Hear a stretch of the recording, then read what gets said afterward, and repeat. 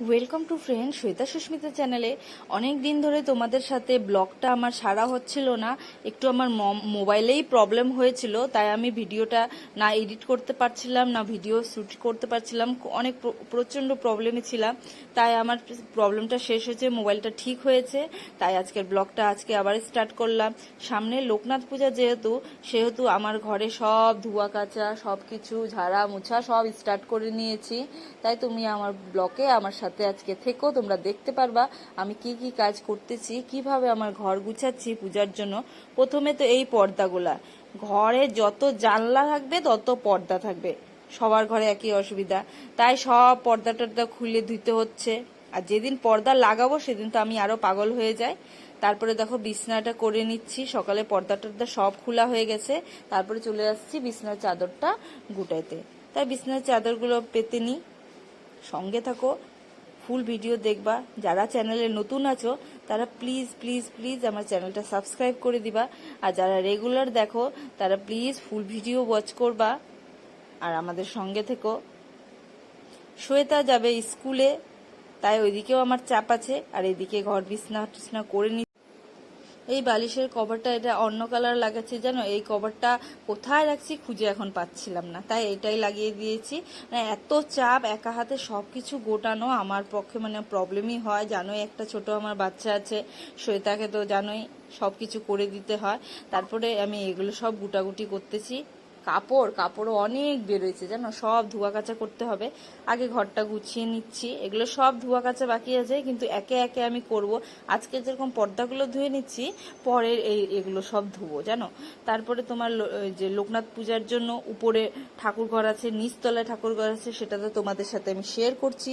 দুটাই পরিষ্কার করা কম খাটনির কাজ না, সেটা তো তোমরা বুঝতেই পারছো।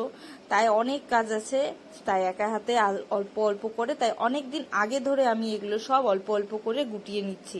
আর বন্ধুরা জানো, লোকনাথ পূজা আজকের না, অনেক অনেক অনেক বছর আগের পূজা।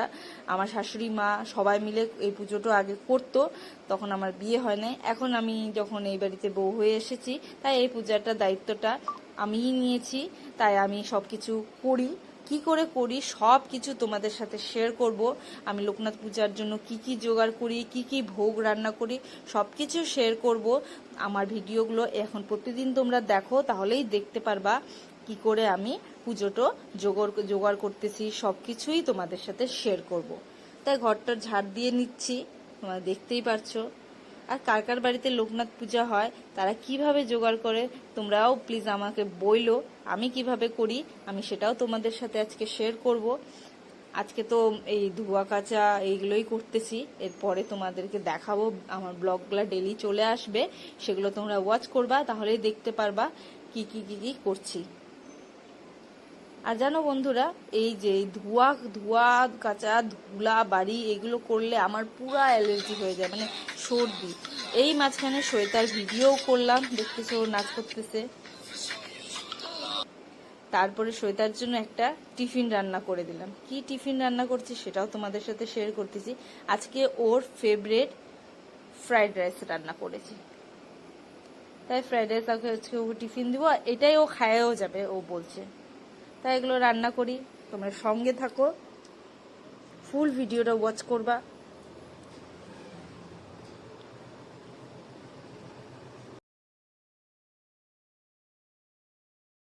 তোমরা তো দেখলা আমি ভিডিওটা দেখাচ্ছি কিভাবে আমি ফ্রাইড রাইস ওর জন্য করি। আমি অল্প রিফাইন তেলেই করেছি, এটাতে বেশি ঘি টি কিছু দিইনি। হ্যাঁ, কিন্তু শ্বেতার খুব পছন্দ, চিনি লবণ এগুলো সব দিয়ে দিলাম, একটু কাজু বেশি করে দিয়েছি, কেন কি ও কাজুগুলো বেছে বেছে শ্বেতা খাবে। তো শ্বেতাকে খাওয়া দাওয়া করিয়ে স্কুল পাঠিয়ে দিচ্ছি, তোমরা সঙ্গে থেকো কিন্তু।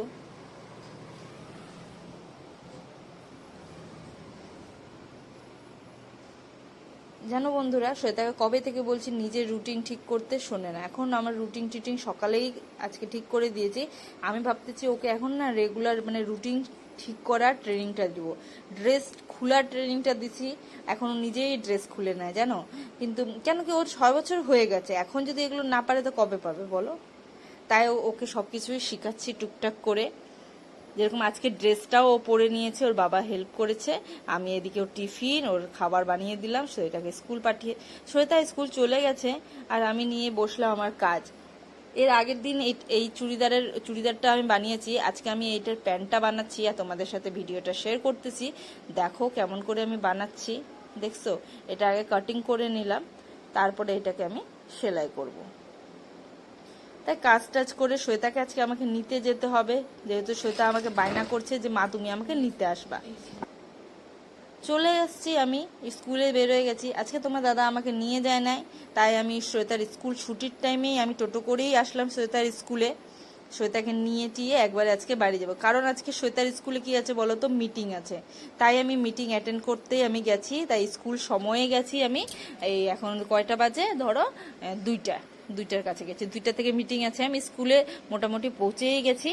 তাই স্কুলে যাচ্ছি, মিটিং আছে। মিটিংয়ে ওদের আজকে স্কুলের পরীক্ষা যে হয়েছিল কিছুদিন আগে, রেজাল্ট আউট হয়েছে, কিন্তু কেমন পরীক্ষা দিয়েছে কি লিখছে ওটার খাতা। আজকের ব্লগটা তাই এখানেই শেষ করলাম, আবার পরে